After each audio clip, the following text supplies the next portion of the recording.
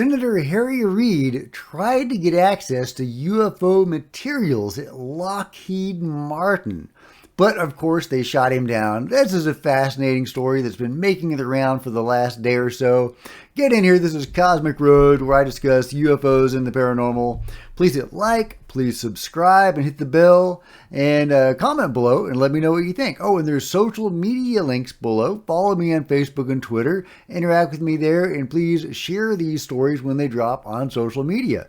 If you want to support the channel and help me make the best quality videos possible, please become a member. See the links below, or leave a tip in the tip jar with the super thanks feature below. Okay, let's get into the story. So, Lockheed Martin has been in the UFO game since there's been a UFO game, as far as I can tell, at least since there's been a Lockheed Martin. They helped build Area 51. They are in this deep. We hear constant rumors of, the UFO game, or whatever you want to call it, the control group, whatever it is, that has largely shifted to the private sector. The rumor goes. I think that is disinformation, deliberate disinformation. I think that it is hugely within the government.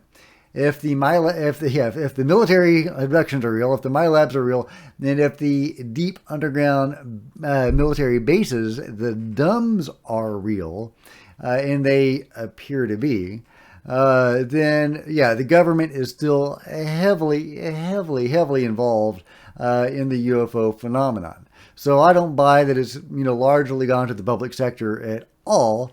However, I do believe that a lot of it is in the public sector. Absolutely. Of course Lockheed Martin has stuff. They probably have a lot of stuff, and they are inextricably entwined with the government guys that are also heavily invested in this issue. So, here is the story about Harry Reid trying to get this stuff. McKinnon, I joked about this on the show yesterday, but I actually don't think it's a joke. I find it absolutely fascinating. I want to read you a quote from former Senator from Utah, Harry Reid. He said this recently. He said, "I was told for decades that Lockheed had some of these retrieved materials. I tried to get, as I recall, a classified approval by the Pentagon to have me go look at the stuff. They would not approve that. I don't know all the numbers and what they were, what kind of classification it was, but they would not give that to me." That is on Lockheed having in their possession some UFO fragments that Senator Reid was trying to view. He couldn't get a hold of it.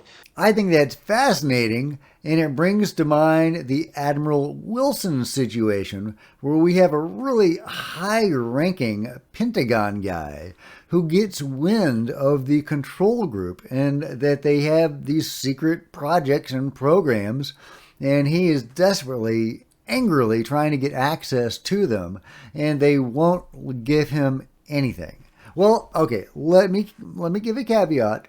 They tell him a few things.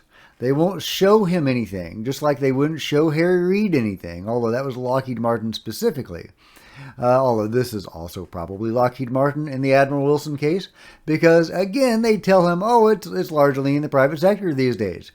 But we can't show you anything. We'll tell you a few juicy details. Sure, there's a few flying saucers. Maybe we have one that can work a little bit, and that's all they would admit to. They completely shut him down, shut the phenomenon of alien abductions down. They said that was not a thing. And so they strung him along with some half-truths, and ultimately wouldn't give him access to the programs he really wanted access to, and he was mad about it. He was not happy about it.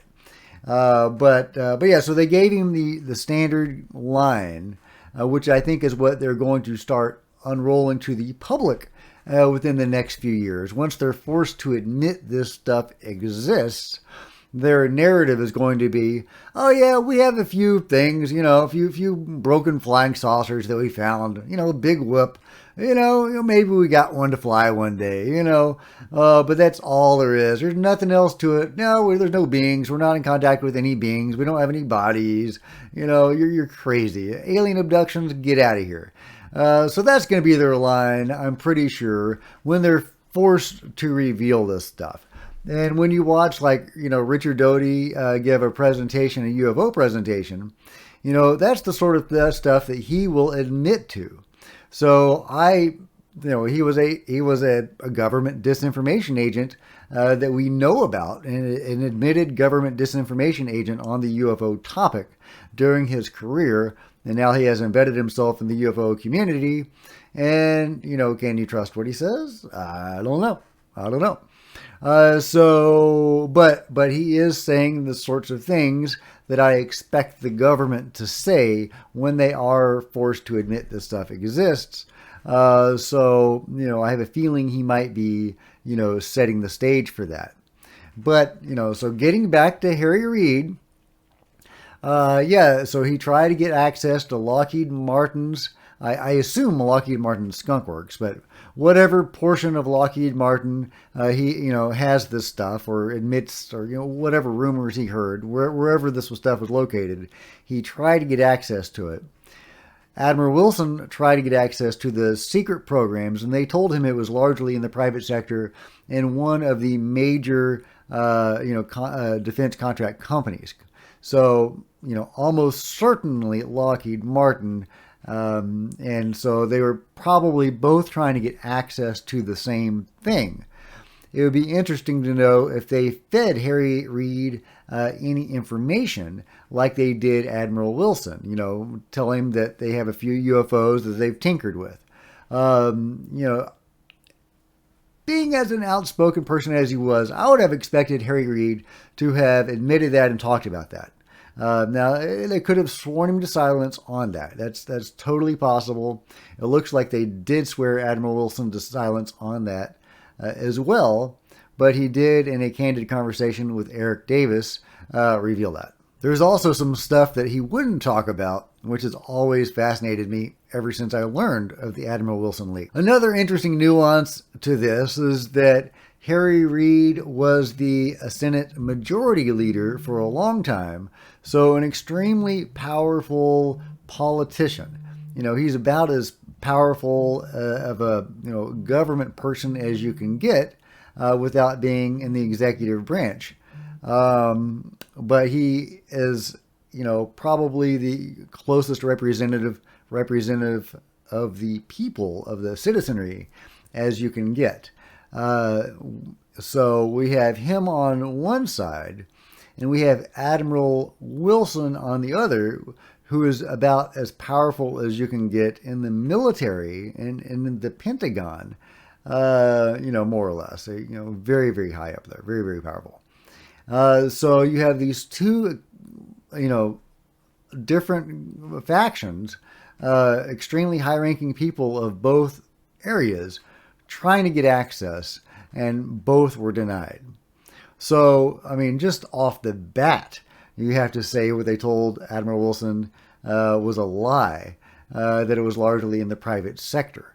Clearly, the control group has massive power and massive clout still within the government. So don't let them feed you a line that it's all in the private sector, or even mostly in the private sector. That is BS. That is a BS narrative that they are going to try to roll out, and they are already trying to roll it out. So, but anyway, those are just my thoughts on this story that just came to my attention. And, I'd be very curious to know what you think about all this. So let me know in the comments below. Meanwhile, if you've enjoyed this video, please give it a big thumbs up. I would really appreciate it. That'd be super awesome. Smash that subscribe button and the bell to be notified of future videos. Follow me on social media. There's Facebook and Twitter links below. And please share these stories when they do drop on social media. That'd be very helpful.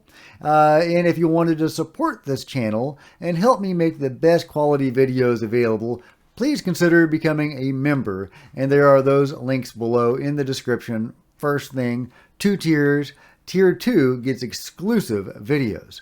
So look forward to that. And also, if you just wanted to circumvent the whole membership thing, but you wanted to support the channel, you could consider leaving a tip in the tip jar with the super thanks feature below. Until next time, Cosmic Road out.